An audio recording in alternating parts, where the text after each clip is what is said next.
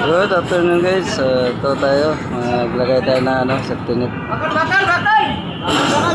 Sa mga repairman natin guys, nagtatrabaho din Hataw din sila guys Ako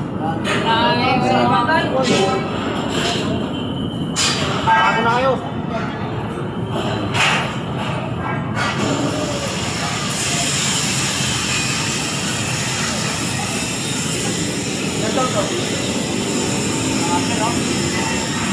Guys, yan ay kakabit namin. Yan si Reyes. Shout out sa iyo boss Reyes.